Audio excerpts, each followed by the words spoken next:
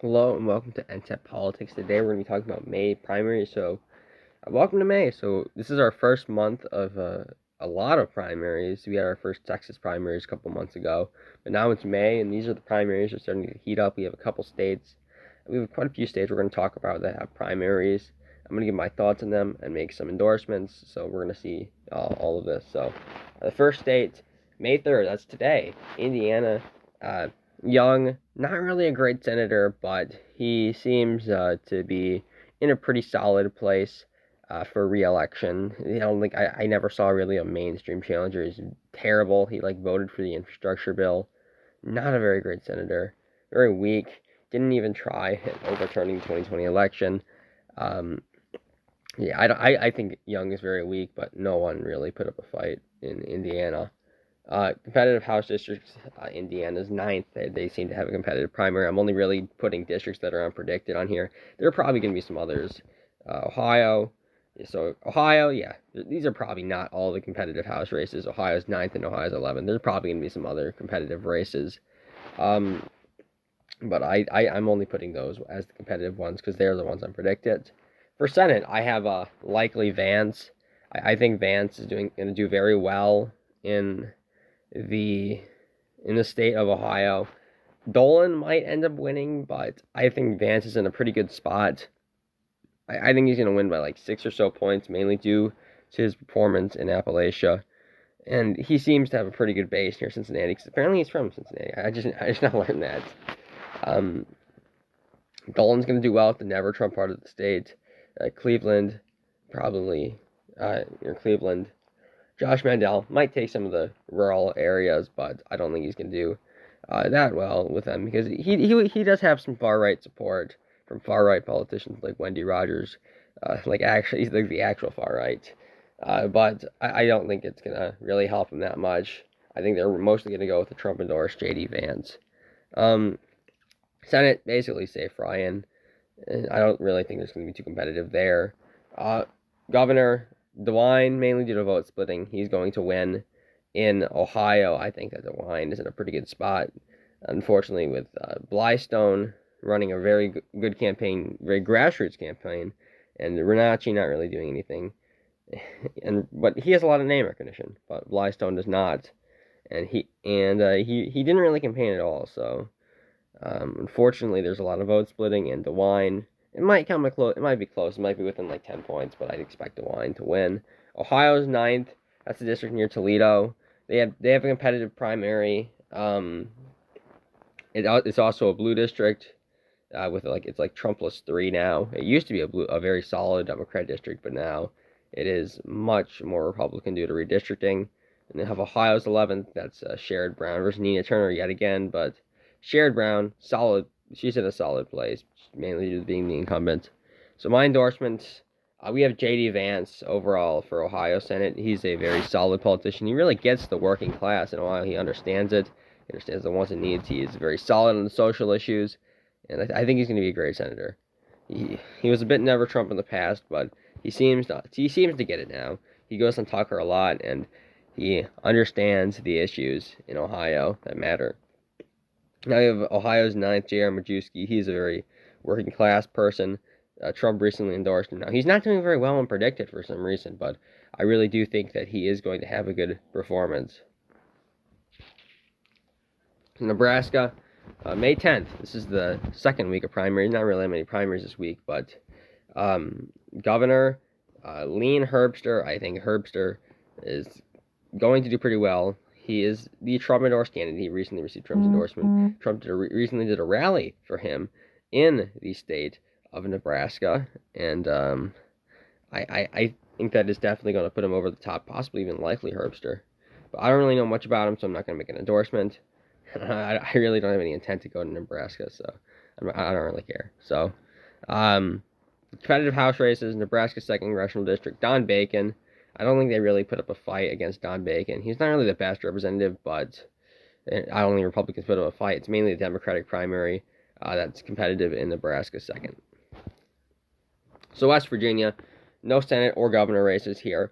Only the congressional races, and we do have one competitive race, mainly due to redistricting.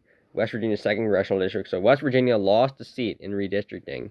So Alex Mooney and David McKinley are being put together in a district to fight against each other. So I think that this is going to be a win for Mooney. I think Mooney is going to pull it off. I think he's far more solid in the issues. He's been leading in most polls. Very solid fundraising. He has a Trump endorsement. I think he's going to win, and I think he's much more better on the issues because David McKinley, he voted for the horrible January 6th commission. He's basically, I don't know if he voted for the infrastructure bill, but he's a very liberal Republican, and I really do hope he loses his election. And I think he will. I think he will. So that's my thoughts on West Virginia. Idaho. So the Senate race, safe Crapo. Crapo's a horrible senator. He did vote for the infrastructure bill, and I have no respect for that because it's just so stupid. But really, they didn't put up a fight again. They did put up a fight for the governor race, but Little seems to be doing pretty well. He might not break 50, but Idaho doesn't have runoffs. And Janet Magician, she is the incumbent lieutenant governor, and she is seemed to running against Governor Little's lockdowns in the state of Ohio, but it doesn't seem that it's going too well for her. So I put the race as safe Little. We'll see what she can do on May 17th, but I don't expect it to go very well for her. And no real competitive House races in Idaho either. We have Kentucky. No real competitive primaries. Safe Paul for the Republican primary. He's the incumbent. Senate for the Democrats. Charles Booker, the grifter, seems to be running again, and I think that's a good thing because he's actually ends up taking all the Democrats' money from competitive races and put it into beating Rand Paul, science denier Rand Paul in Kentucky. So I think it's going to be a good thing. Booker wins the primary. I didn't put him on his endorsements, but let's add him there now. So Kentucky's 3rd. That's the Democrat district. I think that's a competitive race according to predicted. We'll see what happens in Kentucky's 3rd on May 17th. That'll be interesting. And Rand Paul is my endorsement. He's very solid in the issues. He is my endorsement in general. He's very solid in the issues. He is the incumbent. Very pro-life, very solid on immigration. Not really the best immigration, but very solid on immigration. He's actually been talking about the COVID stuff with a lot, which a lot of senators have been scared to talk about. It's very based. He's been going against Fauci a lot, and I think it's very based from Rand Paul in Kentucky. North Carolina, we have a lot of information here.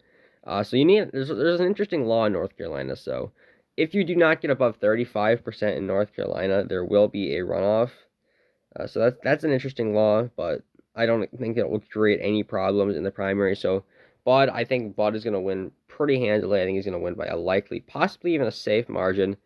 It seems that Mark Walker's campaign in North Carolina just completely collapsed. Now, Mark Walker was good, but Ted Budd, definitely better, and Trump endorsed early on, and he continued to run a solid campaign, unlike some others, but it seems he's going to win that race, and I think he's going to get above 35%.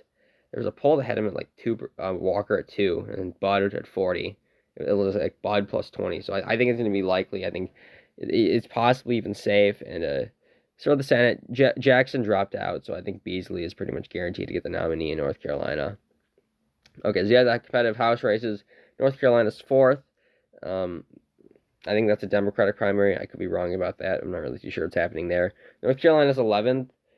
We have it's for Cawthorn versus another person. I don't know if it's a primary from the left or a primary from the right, but Cawthorn has a lot of scandals coming out recently. Not really scandals. I mean, I think it's pretty hot, but regarding being a gay man. I'm kidding. It's not hot. Being a gay man, it's it's a bunch of gay stuff that came out of his past, and it's pretty just stupid that they're going after him for that because it was such a long time ago, and he's much older now. He hasn't been doing that recently, and he's been fighting exposing the swamp. So he has my endorsement in North Carolina's 11th. North Carolina's 13th. That's another primary. That's a Republican primary. Bo Hines, I think, is a solid candidate. Read a lot about him earlier, but he's very solid in immigration. I really do hope he ends up winning his race. Now, Ted Budd has my endorsement for the Senate. He's very solid in the issues. Trump endorsed him. There were other good candidates, but I want to make sure McCrory doesn't win because he is not solid in the issues at all. He's very he seeds a lot in the issues. Not really a good electability candidate. I don't really want to be electability, but he doesn't have a good electoral history, and the polls don't even have him doing that well. So, Ted Budd's very solid in the issues, and I think he's going to end up winning pretty solidly in North Carolina. Oregon, don't really know what's happening too much in Oregon, but I was reading some of the polls. I think Drazen will end up winning the governor primary in Oregon, and I think Kotek will end up winning the Democratic primary. So in Oregon, I don't really care that much about this because this is mostly going to be a electability race in Oregon. So that's just my thoughts on that. We have a competitive race. These are just Democratic primaries. Oregon's 5th, Oregon's 6th. So those are just going to be competitive Democratic primaries. Pennsylvania, so this is going to be an interesting one. Barletta, so there's two people who are a bit weird in the governor primary. There's Lou Barletta and Doug Mastriano. There's not really other candidates who are getting that close, but Barletta is definitely more solid on the issues.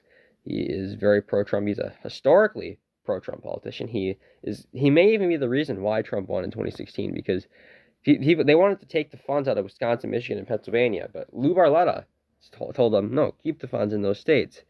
You're going to win them. And they kept the funds in the states, and they ended up winning all 3 of them. So it's very possible to suggest that he is the reason why he won. He's been campaigning a lot in the state of Pennsylvania. He's very solid in the issues, very pro-life, very pro-gun. I think he's going to be a great politician. There is Doug Mastriano. Now, Doug Mastriano, he is a complete fraud. He literally, his only name recognition is his campaign on overturning the 2020 election, and he really did not even succeed in trying to protect it in the first place. He tries to overturn something he did not protect. So he voted for the bill that had more mass mail-ins in Pennsylvania, and then just starts criticizing it for causing election fraud. But he did nothing about it, and he's just a complete fraud, in my opinion. He's probably not even good on a lot of the social issues, such as gay marriage. But I don't think it's going to be good. I don't think he's going to be a good governor. We'll see, but if he does end up winning, we'll see. He might not be terrible, but I don't expect good things really to come out of him. So for governor, Josh Shapiro, I think is a good candidate for Democrats. I think they have a shot in that race, especially if Mastriano's the nominee, just due to the rhetoric, and he's not really like a conservative. But I think Shapiro would definitely have a shot I think he has a shot in this race. He's a popular elected official. He outperformed Biden in 2020. He got more votes than Biden in 2020. I think that he has a shot in Pennsylvania, for sure. We'll see what ends up happening there. Senate, I think Oz is in a pretty good spot now. McCormick is just awful. I'm not really a huge fan of Oz, but McCormick, just completely awful. And he's completely owned by China. And he's not really even good on the issues. I haven't really seen him talking about a lot of the issues. I haven't seen like anything from him, but he's just owned by China. He's just terrible on the issues, honestly. And Oz, not great either. Has a very bad track record of like promoting LGBT and what was some other stuff like abortion. Oh yeah, terrible abortion pass, but he seems to have changed on abortion, so that's a good thing. But you want to remain skeptical. I think another candidate that people are underrating is our Barnett, because she was actually doing fairly well in the Trafalgar poll. She did seem to slip in the recent one, but I mean, she's not terrible. She's terrible in rhetoric, but I think she might actually be okay on the issues compared to these two. She's not a good candidate, but she's not a good candidate. Terrible in rhetoric, but I mean, she might not be that bad on the issues, in my opinion. And Senate, I think Petterman's going to relatively easily. Lamb doesn't seem to be doing that well in his campaign. I don't even know why he tried to run for Senate. I mean, he was going to lose anyways, but I don't even know why he tried. That's safe for Fetterman. Could be likely, but I think he's going to win. So I encourage my Pennsylvania followers to vote for Mehmet Oz and Lou Barletta for governor. Now we have Alabama. This is our first primary on May 24th. I think now they did put someone to a fight against Ivy in Alabama, but Linda Blanchard, she used to be a candidate for Senate. Now she's running for governor. but she doesn't seem to be running. Ivy might get below 50, but I think it's very unlikely that she will. I think she's gonna do relatively well. She's been pretty conservative as the governor of Alabama. There are some things to criticize her, which is the Trump rally, but there's something with the Trump rally that like Trump wouldn't let her do something. And I don't know what it was. It's stupid, but she's been pretty conservative. I don't endorse anyone in the race, but she's been pretty conservative. I think she's gonna end up winning. Now the Senate, we have the CEO of OnlyFans, Brett, wins by a likely margin. So it seems the campaign of Durant is starting to implode. So it seems Brett is going to end up winning, but they're both not good in the issues. Mo Brooks was the one who needed to win. Well, he pretty much blew it. I think Trump had the potential to play 40 chess when unendorsing Mo Brooks, but he just did it so awfully. He could have done it correct by trying to get Mo Brooks to actually campaign in the state, but he was just never campaigning. He was only talking about the Trump endorsement, being very terminally online in the Senate and with his Senate campaign. So I think that Mo Brooks very solid in the issues, but really sad he ended up losing, and he's not going to win, but he was just an amazing representative who was always a fighter on immigration, always a fighter on the social issues, and I was a big fan of him, definitely one of the best representatives in Congress. So Arkansas, I think Sarah Huckabee Sanders is going to end up winning relatively handily in Arkansas. I haven't really seen any opposition to her in the race. For the Senate, I think Boozman's going to win, but I do think a runoff is possible. It seems Paquette and Morgan are both running solid campaigns in the state of Arkansas. I think. So I was talking about Jen Morgan and James Paquette in Arkansas. So Boozman probably going to win pretty easily, but I do think a runoff is possible. I think there was a poll with him below 50%. I'm not too sure, but Jen Morgan has my endorsement. I think she's a bit of a Q boomer, but I think that represents the state of Arkansas pretty well. There's a lot of those in Arkansas. I think she could do very well as senator, and she'd be very good on the issues, very solid, very socially conservative. I think she'd do very well.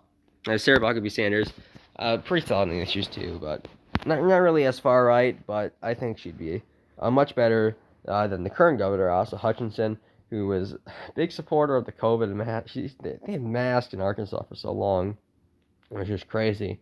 And he was a big supporter of like the trans rights stuff, which is very disgusting. And I really wish that they would actually did something in Arkansas with that, but unfortunately they had a rhino governor. Okay, now we have Georgia. Now, a runoff is probably going to happen in Georgia between Kemp and Perdue. I think Perdue can keep it below 50. I know People's Pundit had recently said that he thinks Purdue is going to win.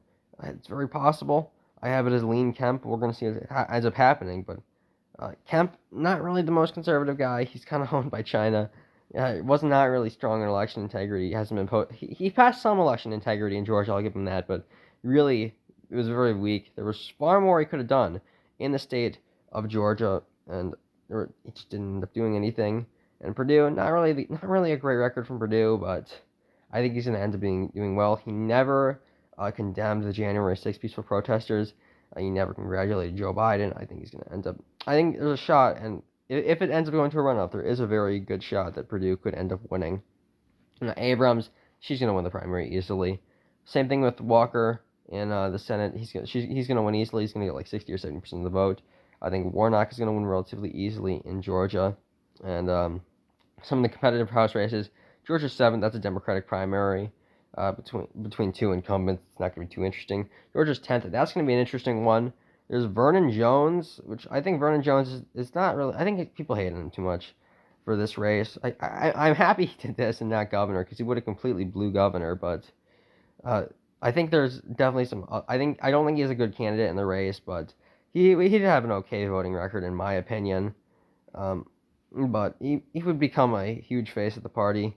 I don't know if he'd have the best rhetoric, but I don't know. I don't know what his future is he has planned. But if he just ends up being a representative, it might not be that bad for Vernon Jones. But he does not really have a great record in politics, in my opinion. And my endorsements are Herschel Walker for the Senate. He's a legend in Georgia, very solid in the issues. He's been a fighter for Trumpism. He even babysitted Trump's kids before, so he's been a complete fighter. And I already talked about Purdue. He is my endorsement in Georgia. We just have some races in Texas. I expect. So we have all these races. I think they're all there might not be Democratic primaries. I don't really know what's happening in these races, but Texas 15th, Texas 28th, and Texas 30th are competitive. These are all runoffs from the recent primaries in March in Texas. So I think that's the last primaries. Thank you for watching my video. Be sure to like and subscribe. Goodbye.